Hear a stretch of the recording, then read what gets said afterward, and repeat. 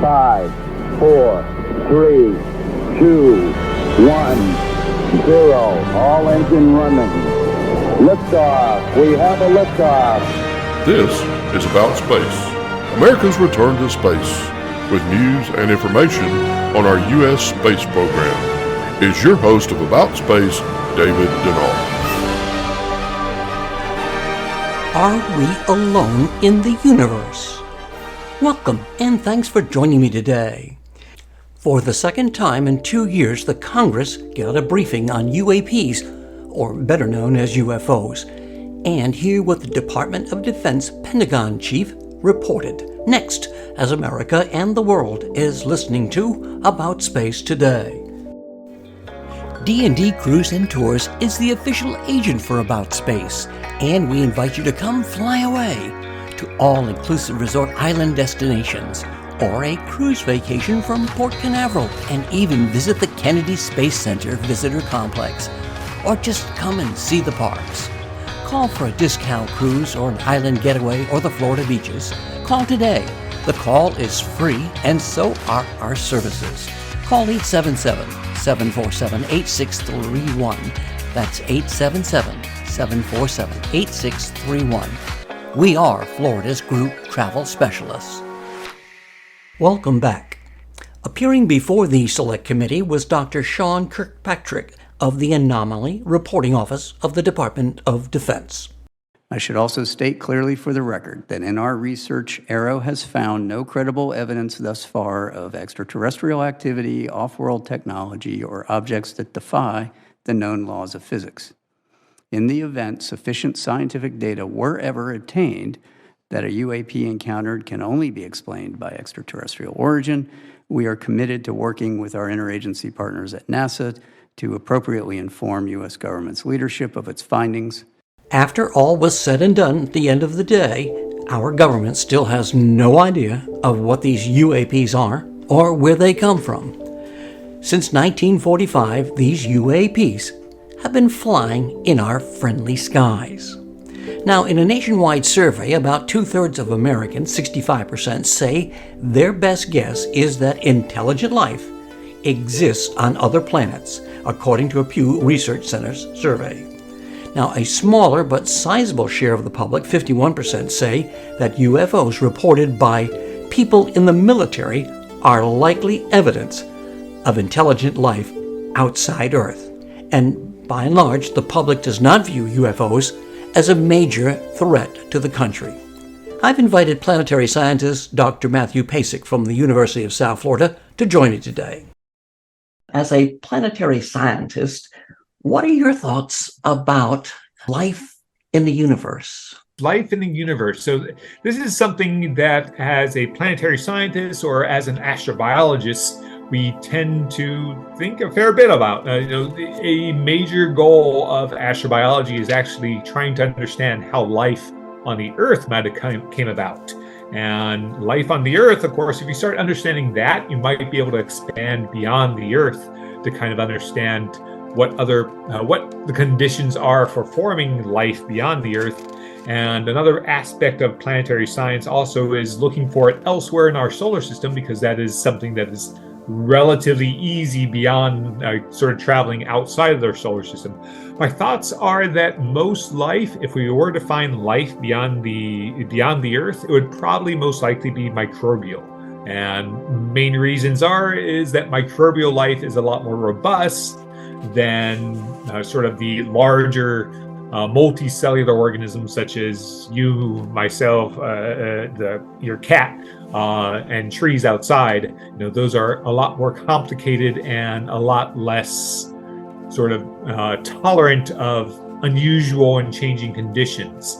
So likely beyond the Earth, microbial life probably is the most common life beyond that we might be able to find. That said, if we find Earth-like planets, I would not be surprised if things become more complicated. How complicated is definitely a question that is hard to kind of answer. We don't have a good foundation there yet, but I would be unsurprised if even within our own galaxy, there are other intelligent civilizations out there as well that might be, it could have come about through the processes of sort of planet formation and evolution of life, leading eventually to intelligent civilizations. Whether or not we can communicate with them, travel to them, those are very much open questions that are certainly pushing into the range of science fiction.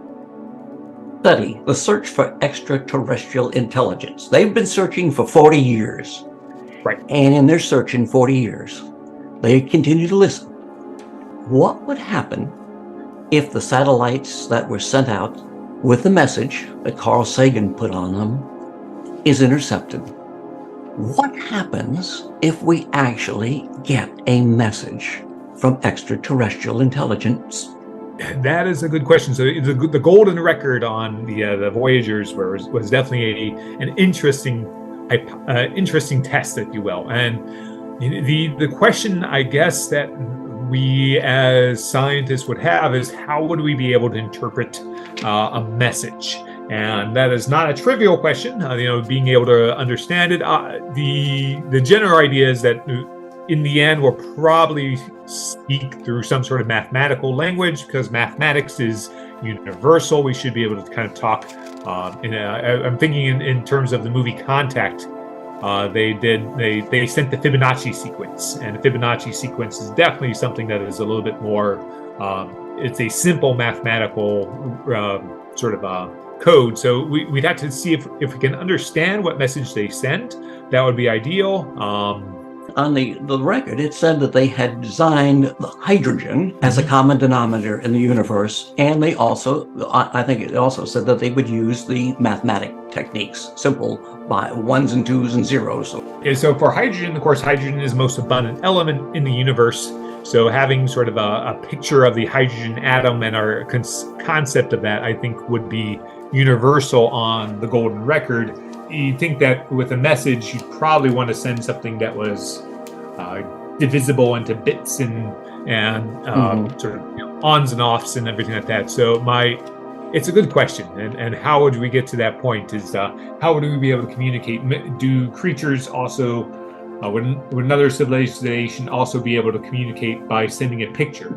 And would we be able to read that picture? Would we be able to visualize it? Could we print it in the correct way? Is it just a simple rectangular matrix or something like that? Lots of good questions. What would their aspect ratio be, and all sorts of other things like that. I'm going to put you on the spot. So you have the opportunity to ask a question from an extraterrestrial. What would your question be? That is a good question. What would you ask? Something maybe. Where do you think you came from? Maybe the question I would ask. Where do you think you came from? Do they have some better understanding of how they originated than we do? Are they? It may be one of those things that you could identify if they say, well, they give some sort of militaristic answer as well. That might also put us on edge. Or if they give some other style of answer, that would be something that we might be able to perhaps get some idea of their culture, or between getting an idea of what they are like and also what they know might be a valuable kind of way of getting a response. Hollywood's filled our minds with aliens coming in, and if they're capable of traveling across the stars, I think that hunting. Getting an idea of getting one question where you can get an idea of their culture may be helpful. Do you believe in aliens? I think the universe would be a phenomenal waste of space without life beyond the Earth. And, I think that there is somewhere out there, whether or not there is a lot of complicated life, intelligent life, it may be a bit more lonely of a universe than we think in that way, or it may be that it's just hard to communicate. Even communicating between our same species is a difficult thing oftentimes, between linguistic barriers and cultural barriers and all sorts of other things. So you imagine something that's never ever interacted might be very difficult. So, but I do think that there probably is life beyond the Earth. If we look at time and travel, the person that would send this message would have to be, I would guess, advanced, as you'd say, to communicate this distance. The day that we get that message, we are coming, what effect do you think that'll have on the population of billions of people on Earth? It's not just going to be one thing. The government can't cover up for change. They're not directing it to SETI or the University of South Florida in Tampa. It's the whole world is going to hear this message. Right. What kind of an effect do you think it'd have? That is a great question. It's one of those things that is culturally reverberating, right? If you had something that was, we are not alone, and there's something else out there that is as intelligent, and is we are coming also a threat? You'd have the humankind has many different approaches to addressing the unknown, and some of those are good and some of those are bad. And I imagine we would see the whole gamut, ranging from people who are like, hey, we are no longer alone and this is great, now we can solve the world's problems, to no, let's hunker down and get some guns and get ready to shoot them as they're coming out of the sky. And so I